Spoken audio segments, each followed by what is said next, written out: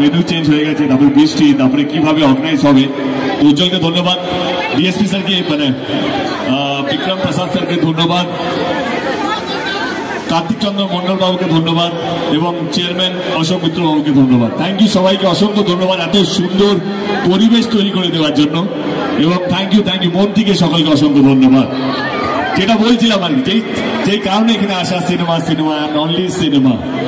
একটাই কথা বলবো যে এখানে এসবিএফ সিনেমাস খুলে গেছে বালুরঘাটে, এই পুজোতে ছবি রিলিজ হতে চলেছে এবং যারা কলকাতায় আমাদের 20 তারিখে গ্র্যান্ড ট্রেলার লঞ্চ হচ্ছে, আমার মনে হয় না বাংলা ছবি ইতিহাসে এরকম গ্র্যান্ড ট্রেলার লঞ্চ হবে 20 তারিখ নেতাজি ইন্ডোর স্টেডিয়াম।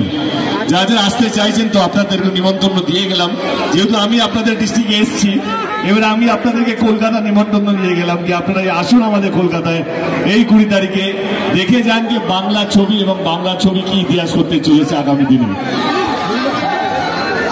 ভালো থাকবেন, অনেকটা সময় নিলাম, আমি ওমকে ডাকবো একবার। ওম ওম আয়,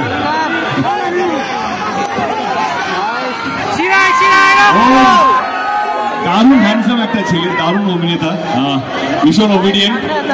ওই একমাত্র আমার টিমে যে রাত্রেবেলাও সানগ্লাস পরে বলে, কি বলি বলো তো, খুলে ফেললাম আর কি রাখা যায় দেবদা বলার পর। না না, just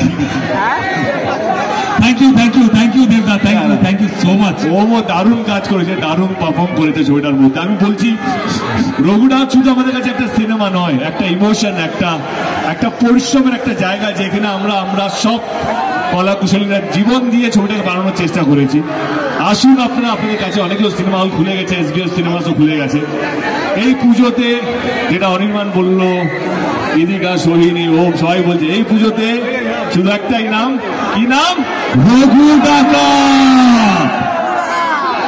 okay, thank you once again.